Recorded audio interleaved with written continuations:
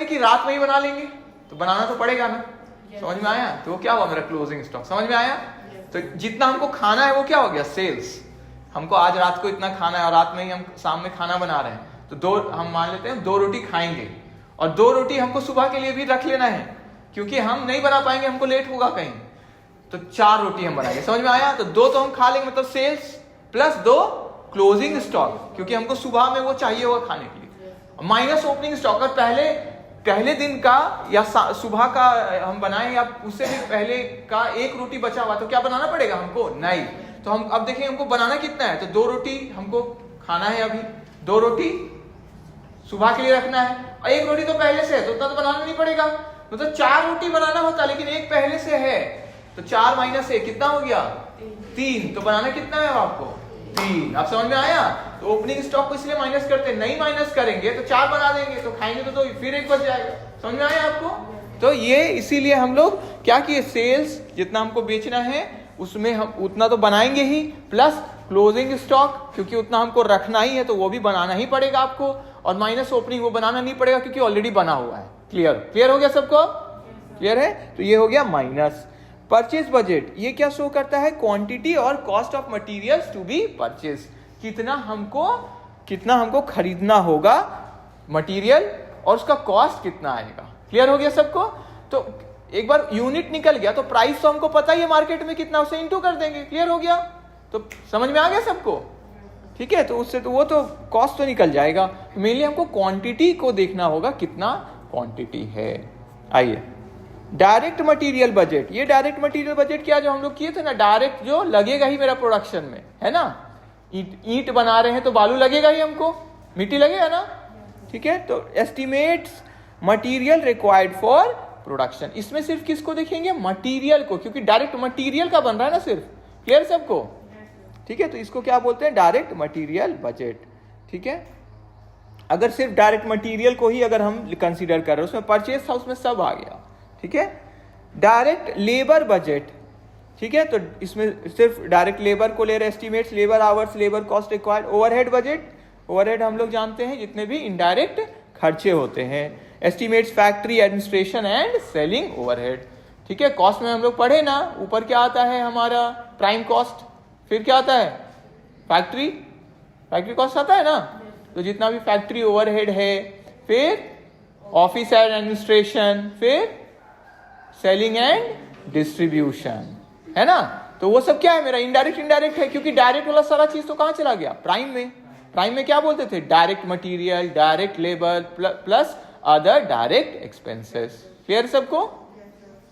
फिर है cash budget. तो कैश बजट अगर बनाएंगे तो उसमें हमको पता चलेगा कैश इनफ्लो और कैश आउटफ्लो कितना हमको अनुमान हो रहा है, क्या होगा पोजीशन।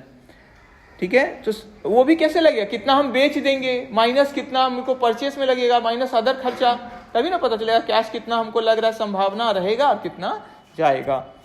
इंपॉर्टेंस देखिए, तो ये इसलिए बनाते हैं ताकि मेरा लिक्विडिटी, पैसा कितना है मेरे पास तरल रूप में, मतलब खर्च करने के लिए मेरे पास अभी कितना मौजूद होगा, कैश और कैश इक्विवेलेंट वाला जो बोलते हैं हम लोग।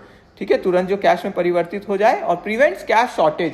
कैश बजट रहने से हमको क्या होता है? अनुमान होता है ना, इतना पैसा आ जाएगा मेरे पास, कमेगा नहीं। लास्ट क्लास में एग्जांपल एक क्लास में हम दे रहे थे ना कि आप खूब आपका लोन दिया हुआ है मार्केट में, लेकिन हाथ ही में पैसा नहीं है, तो हो सकता है आपका पे केस हो जाए, आपका बंद हो जाए ऑर्गेनाइजेशन, है ना। भले ही आपका प्रॉफिट खूब दिख रहा है और मार्केट में खूब आप पैसा दिए हुए हैं उधार पे, पर आपके हाथ में भी पैसा नहीं है, तो आप कैसे चुकाइएगा जिनको भी देना है आपको। समझ में आया?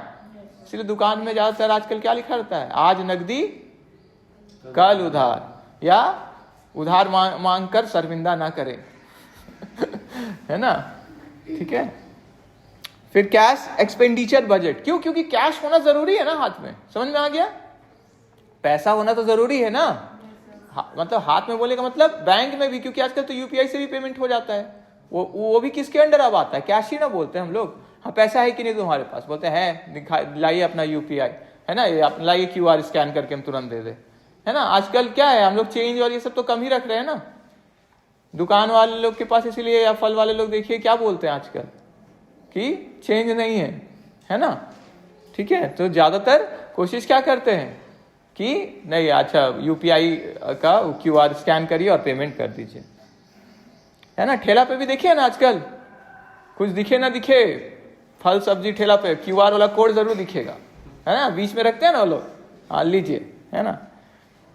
सब जगह चल रहा है ना आजकल, मंदिर में और कोई भी दूसरा जगह भी, है ना, कि आजकल क्योंकि चेंज हाथ में है नहीं, तो जिसको भी अगर पेमेंट करना है तो इसमें आप कर दिए। इवन देखिए आजकल पेमेंट करना आसान हो गया है, यूट्यूब में ऐड आता है तो उसमें भी आ जाता है कि यहाँ पे करके आप पेमेंट कर सकते हैं, इनका हेल्प करने का है, या ये प्रोजेक्ट है इस तरह से है ना। ऑर्फनेज में डोनेट कर सकते हैं, एनिमल्स के लिए डोनेट कर सकते हैं, या कोई फॉर्म भी हम लोग भरते हैं तो UPI आने से कितना ईजी हो गया ना, तुरंत स्कैन करो तुरंत पेमेंट कर दो। इवन रेलवे प्लेटफॉर्म्स, एयरपोर्ट्स, ये सब में भी क्या है कि मशीन से में सामान अगर है तो उसमें स्कैन किए और बस वो सामान आप उसका पेमेंट कर दिए, वो सामान खुद आ गया। पहले जहाँ पैसा का ही डालना पड़ता था या ये वो सब क्या हो गया, अब ईजी हो गया। ATM में भी आजकल चल रहा है, देखिए आप लोग ATM में QR से किए हैं, यहाँ पे ATM में वो अभी फैसिलिटी नहीं आया है, हम रांची में किए तो बस QR से ऐसे स्कैन करके उससे, ठीक है। चलिए देखिए, फिर नेक्स्ट है मास्टर बजट। मास्टर बजट देखिए नाम से ही है, मास्टर है तो summary of all functional budgets, जितना भी फंक्शनल बजट है उसका समरी फॉर्म में रहेगा। जैसे सेल्स भी आ गया उसके अंदर, प्रोडक्शन भी आ गया, खर्चा वाला भी आ गया, क्लियर है सबको, ठीक है। तो इसको हम लोग master budget, it includes budgeted income statement, budgeted balance sheet, मतलब इसमें सारा चीज लगभग आ गया। तो ये ओवरऑल फाइनेंशियल पोजीशन हमको शो करता है। आइए, तो इसमें हम लोग अभी जो 9 तरह का देखे, बस इतना ही नहीं है, और भी है, इसलिए हम बार बार क्या बोल रहे हैं, ब्रीफ में है, और भी है। जैसे और क्या क्या है, जैसे बुक में आप जब बुक देखिएगा तो उसमें दिख सकता है आपको, रिसर्च एंड डेवलपमेंट बजट होता है, कैपिटल बजट होता है, फाइनेंशियल बजट होता है, जो इसमें तो नहीं है, क्लियर है सबको। तो बुक जब लेंगे तो उसमें एक्स्ट्रा और इलस्ट्रेशंस के लिए तो बुक चाहिए होगा ना, तब ना प्रैक्टिस करेंगे, तो हम बताएंगे, ठीक है। एक बार देख के कौन सा पब्लिकेशन वाला ठीक है, ये सब ऐसे देख के, ठीक है, हम सजेस्ट कर सकते हैं बाद में, ठीक है। अभी आ ही रहा है ना मार्केट में, ठीक, देख लेंगे एक बार। फिर classification on the basis of flexibility. Flexible मतलब क्या होता है, बोलिए, लचीलापन। लचीलापन मतलब क्या होता है, हाँ इलास्टिक, हाँ मुड़ सके, बेंड हो सके। तो डायलॉग है ना, झुकेगा नहीं, गलत डायलॉग है, जीवन में झुकना पड़ता है, नहीं झुकेंगे तो टूट जाएंगे, है ना। पापा कुछ बोल दिया, झुकेंगे नहीं, बस चलो बाहर निकला, झुकाते तुम, है ना। टीचर कुछ बोल रहे तो सुनेंगे नहीं तो क्या होगा, डिसरेस्पेक्ट होते जाएगा ना। तो वो फिल्म के लिए है, झुकेगा नहीं।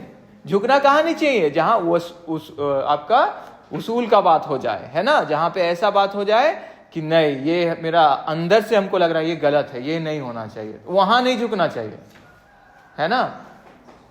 घूस लेने वाला, हम सरकारी कर्मचारी है और कोई बोल रहा है घूस लो, ये तो पूरा गलत काम है, हम क्यों घूस लें, क्या होगा, आपके जो एक्शन लेना ले लीजिए, हम नहीं लेंगे, बस खत्म।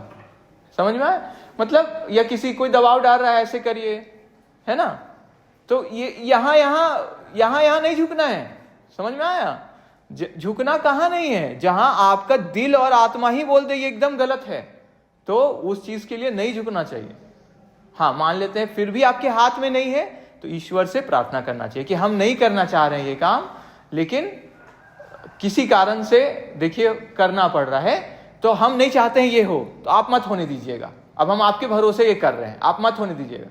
पहले ही मोह छोड़ देना है, हमको नहीं चाहिए, हमको ये डिग्री नहीं चाहिए, हमको ये नौकरी नहीं चाहिए, हमको ये पैसा नहीं चाहिए, लेकिन हमको कुछ ऐसा कारण है कि हम नहीं कंट्रोल कर पा रहे हैं, या हमसे नहीं हो रहा है, या मेरे में साहस नहीं हो रहा है ना, ये भी है कि मेरे में हिम्मत नहीं हो रहा है। तो ईश्वर हम आपको समर्पित करते हैं अपने आप को, और हमको ये चीज नहीं चाहिए, ये पहले करना होगा, हमको ये नहीं चाहिए, हमको ये नौकरी नहीं चाहिए, हमको ये पैसा नहीं चाहिए, हमको नाम नहीं चाहिए, ये पहले छोड़ देना है मन से, तब ना लगेगा कि हाँ आप नहीं चाहते हैं। नहीं तो बोलेंगे आप करवा दो किसी भी तरह, हो नहीं हो, कुछ भी जानो आप जानो, करवाओ, तब तो लालच है आपके अंदर, आप मत करिए।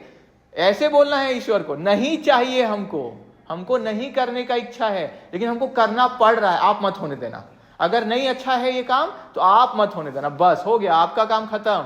आप दे दिए ना सारा ठेका उधर, अब वो जाने, आप तो छोड़ दिए।